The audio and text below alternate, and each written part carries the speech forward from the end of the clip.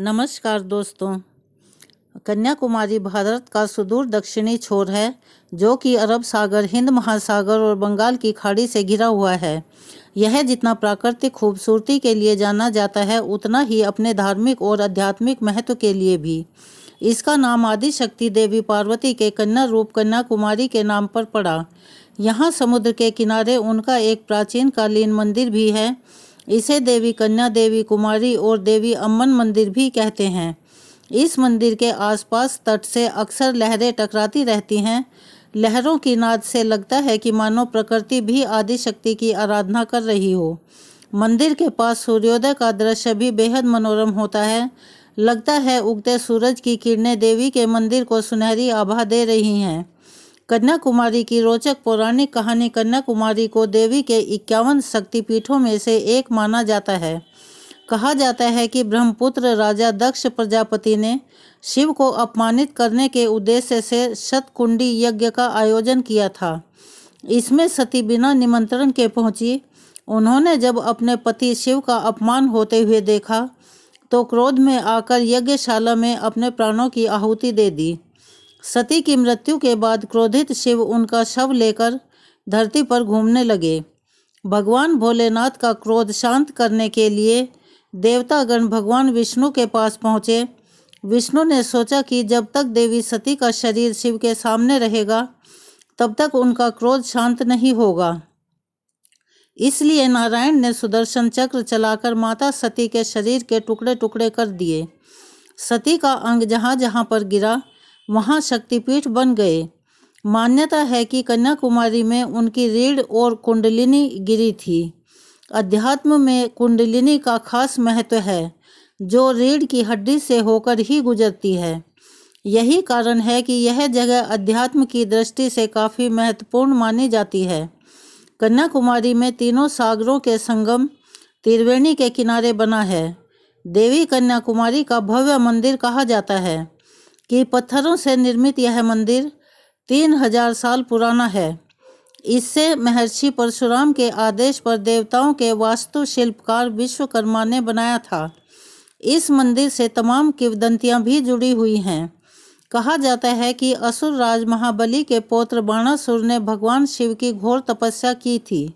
शिव ने प्रसन्न होकर वर मांगने को कहा तो बाणासुर ने कहा कि उसे कुमारी कन्या के अतिरिक्त कोई ना मार सके।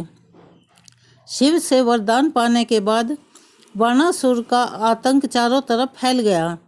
देवता और ऋषि त्राहिमाम करने लगे। सब लोग भगवान विष्णु से सहायता मांगने के लिए पहुँचे। विष्णु ने उन्हें आदि शक्ति की आराधना करने को कहा। आराधना से प्रसन्न होकर देवी संसार को बचाने के लिए कुमारी कन्या का अवतार लेने को तैयार हो गई। लेकिन कुमारी कन्या के अवतरित होने के बाद भी देवी का शिव के प्रति प्रेम और भक्ति कम नहीं हुआ। उन्होंने शिव से विवाह करने के लिए घोर तपस्या की। शिव भी प्रसन्न होकर उनसे विवाह के लिए राजी हो गए। भगवान शिव विवाह के तय कार्यक्रम के अनुसार कैलाश से बारात लेकर चल दिए।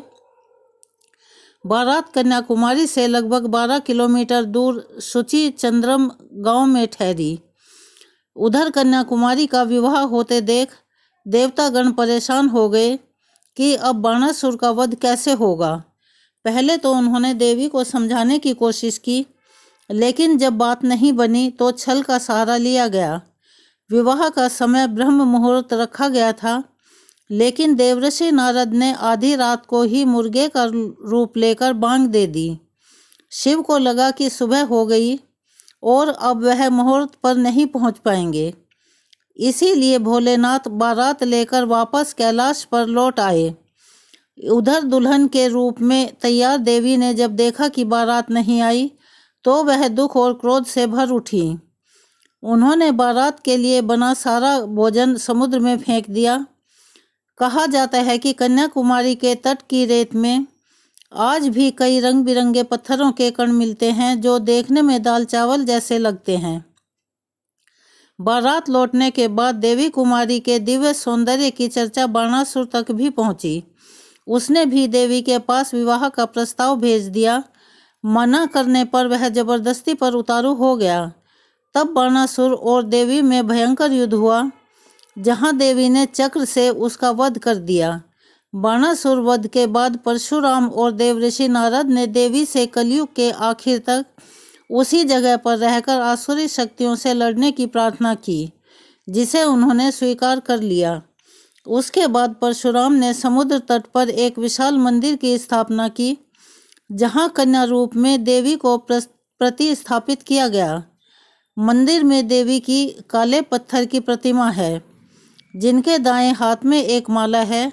मानो 16 श्रृंगार में देवी आज भी शिव के आने का इंतजार कर रही हैं। देवी ने समुद्र के भीतर उभरी जिस शिला पर शिव की तपस्या की थी, उसे अब विवेकानंद रॉक के नाम से जाना जाता है। आज भी इस शिला पर देवी के चरण देखे जा सकते हैं, जिसे तमिल में श्रीपद परई कहते हैं। अपनी अमेरिका यात्रा से पहले विवेकानंद ने इसी शिला पर लगातार 3 दिन तक ध्यान किया था, जिसके बाद ही उन्हें शिकागो जाने की प्रेरणा मिली। कन्याकुमारी मंदिर का उल्लेख रामायण और महाभारत जैसे ग्रंथों से लेकर पुराणों और उपनिषदों में भी मिलता है। कन्याकुमारी मंदिर दक्षिण भारतीय वास्तुशैली में बना है। चारों दिशाओं में 4 द्वार हैं। गर्भगृह में देवी की प्रतिमा है। देवी की नथ में हीरा जड़ा है, जो दीपक के प्रकाश से सजे गर्भगृह में दूर से नजर आता है। कहा जाता है कि यह मणि है, जिसे नागराज ने अर्पित किया था। ऐतिहासिक साक्ष्यों की माने तो मंदिर का निर्माण पांड्य काल में हुआ था। विजयनगर, चोल, चेरी और नायक राजवंशों ने समय समय पर इसकी खूबसूरती बढ़ाई। मंदिर समुद्र तट से कुछ ऊंचाई पर है और इसके चारों ओर लगभग 18-20 फुट की दीवार है। 18वीं सदी में कन्याकुमारी का इलाका राजा मार्तंड वर्मा के राज्य त्रावणकोर का हिस्सा बन गया। उसकी राजधानी पद्मनाभपुरम यानी मौजूदा तिरुअनंतपुरम थी। लंबे समय तक त्रावणकोर का हिस्सा रहने के चलते आज भी यहाँ के मुख्य पुजारियों में केरल के नंबूदरीपाद ब्राह्मणों का वर्चस्व है। मंदिर के काले पत्थर के खंभों पर बारीक और पेचीदा नक्काशी है।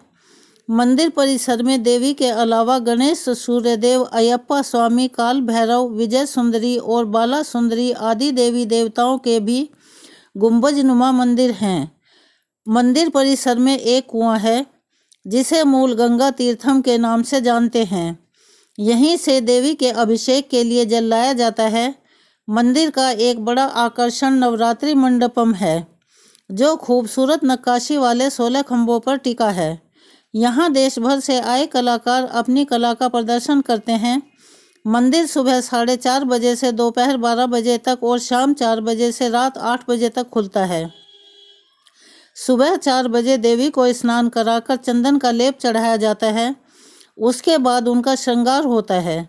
मंदिर में मुख्य प्रतिमा की तरह देवी की एक उत्सव मूर्ति भी है, जो विशेष उत्सवों पर बाहर निकाली जाती है। इस दौरान देवी की सवारी या पालकी निकलती है। यूँ तो हर दिन यहाँ भक्तों की भीड़ होती है, लेकिन 5 विशेष मौक़ों यानी उत्सवों पर मंदिर में खासी भीड़ होती है। इनमें बैसाख उत्सव यहाँ का प्रमुख उत्सव है, जो मई-जून महीने में पड़ता है।